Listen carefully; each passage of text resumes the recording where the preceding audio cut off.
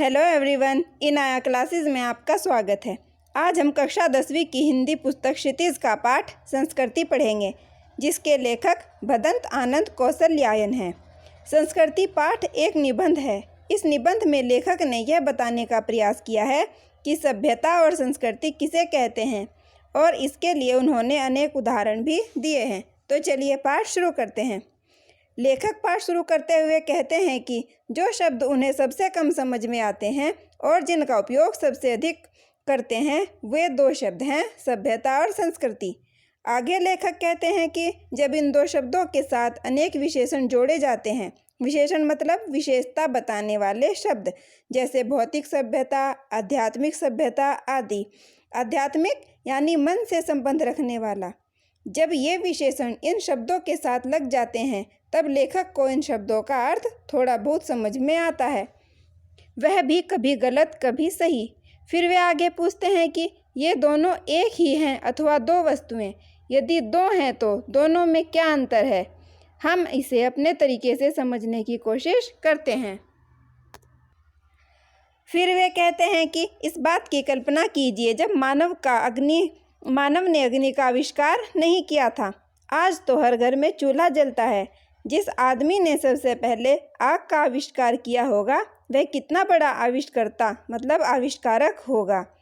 फिर वे आगे कहते हैं कि या तो उस समय की कल्पना कीजिए जब हमारा परिचय सुई धागे से नहीं था, जिसके दिमाग में सबसे पहले ये बात आई होगी कि लोहे को घिसकर उसके एक सिरे में छेद बनाकर फिर उसमें धागा डालकर कैसे कपड़ों को सिला जा सकता है, वह भी कितना बड़ा आविष्कारक रहा होगा। फिर वे कहते हैं कि इन्हीं दो चीज़ों के बारे में सोचिए और देखिए कि पहले उदाहरण में एक तो यह चीज़ है कि किसी व्यक्ति में आग का आविष्कार करने की शक्ति, और दूसरी जो चीज़ है वह है आग का आविष्कार। ठीक इसी प्रकार दूसरे उदाहरण में एक तो चीज़ है सुई धागे का आविष्कार करने की शक्ति, और दूसरी चीज़ है सुई धागे का आविष्कार। जिस योग्यता, प्रवृत्ति अथवा प्रेरणा के बल पर आग का व सुई धागे का आविष्कार हुआ, उसे उस व्यक्ति विशेष की संस्कृति कहा जाएगा। और उस संस्कृति द्वारा जो आविष्कार हुआ, अर्थात उस व्यक्ति ने अपने लिए और दूसरों के लिए जिन वस्तुओं का आविष्कार किया, उन्हें सभ्यता कहा जाएगा। फिर लेखक समझाते हुए कहते हैं कि जिस व्यक्ति में पहली चीज़ यानी योग्यता और प्रेरणा जितनी अधिक होगी और जैसी परिष्कृत मात्रा में होगी, परिष्कृत मतलब शुद्ध रूप में साफ की हुई, वह व्यक्ति उतना ही अच्छा आविष्कारक होगा। एक व्यक्ति किसी नई चीज़ की खोज करता है, किंतु उसकी संतान को वह अपने पूर्वज से अनायास ही मतलब आसानी से मिल जाती है। आगे वे समझाते हैं कि जो व्यक्ति इतना बुद्धिमान है, इतना विवेकशील है कि वो नए तथ्यों की खोज कर सके, वह व्यक्ति ही वास्तविक संस्कृत व्यक्ति है। और जिन्हें अपने पूर्वजों से वह सब आसानी से प्राप्त हो गया, वह सभ्य तो बन सकता है पर संस्कृत व्यक्ति नहीं कहला सकता।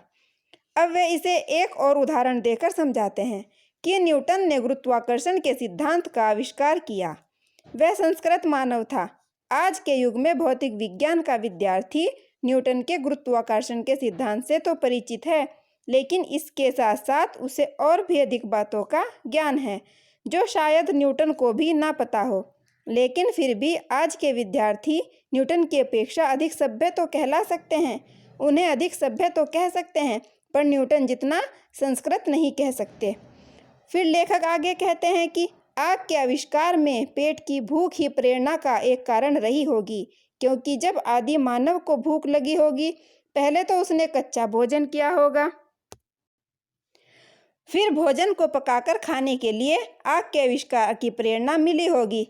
इसी प्रकार गर्मी सर्दी से बचने के लिए तथा अपने शरीर को सजाने के लिए सुई धागे को आविष्कार की प्रेरणा मिली होगी। अब इस बात की कल्पना कीजिए कि पेट भरा हुआ हो और तन यानी शरीर भी कपड़ों से ढका हुआ हो, लेकिन जब वह रात को खुले आकाश के नीचे सोते हुए जगमगाते हुए तारों को देखता है, और फिर वह सोचता होगा कि आखिर यह मोतियों से भरा थाल क्या है, और उसे नींद नहीं आती होगी। लेखक का विचार है कि पेट भरना और तन ढकना मनुष्य की संस्कृति नहीं है। जो हकीकत में संस्कृत मानव है वह पेट भरा होने पर और शरीर पर वस्त्र होने पर भी, और वह निठल्ला मतलब खाली नहीं बैठ सकता, बिना काम किए नहीं रह सकता। हमारी सभ्यता इतनी संस्कृत आदमियों की देन है, इन्हीं संस्कृत आदमियों की देन है। इन्हीं की वजह से हमारी सभ्यता का विकास हुआ है। किंतु इस सभ्यता के विकास में मनीषियों यानी विद्वानों, विचारशील लोगों का भी उतना ही योगदान है, जिन्होंने किसी तथ्य की खोज केवल भौतिक सुखों के लिए नहीं की, बल्कि उन्होंने अपने अंदर की सहज संस्कृति के कारण ही इसकी खोज की। रात के तारों को देखकर ना सो सकने वाला मनीषी हमारे आज के ज्ञान का ऐसा ही प्रथम पुरस्कर्ता था। एक बड़ा प्रश्न यह भी है कि भौतिक प्रेरणा और ज्ञानेप्सा के ये दो ही मानव संस्कृति के माता पिता हैं। क्या इन्हीं से मानव संस्कृति का विकास हुआ है, जो दूसरे के मुंह में निवाला डालने के लिए अपना निवाला दे देता है? यह बात उसे क्यों सूझती है? एक माँ अपने बीमार बच्चे को सारी रात गोद में लिए क्यों बैठी रहती है?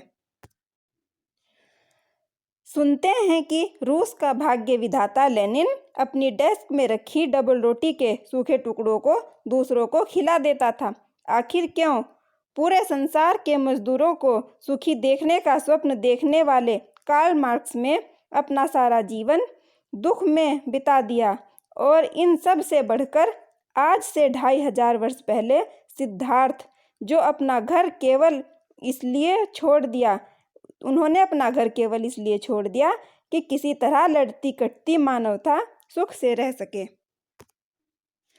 लेखक कहते हैं कि हमारी समझ में मानव संस्कृति की जो योग्यता आग व सुई धागों का आविष्कार करती है वह भी संस्कृति है, और जो योग्यता तारों की जानकारी कराती है वह भी संस्कृति है, और जो योग्यता किसी महामानव से उसका सर्वस्व यानी सब कुछ त्याग कराती है वह भी संस्कृति ही है। और सभ्यता क्या है?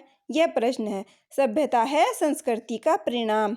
हमारे खाने पीने के तरीके, पहनने ओढ़ने के तरीके, आने जाने के साधन और आपस में लड़ने कटने मरने के तरीके, ये सब हमारी सभ्यता है। और मानव की जो योग्यता जो उससे आत्मविनाश के साधनों का आविष्कार कराती है उसे संस्कृति कहें या असंस्कृति। इन साधनों को हम उसकी सभ्यता समझें या असभ्यता।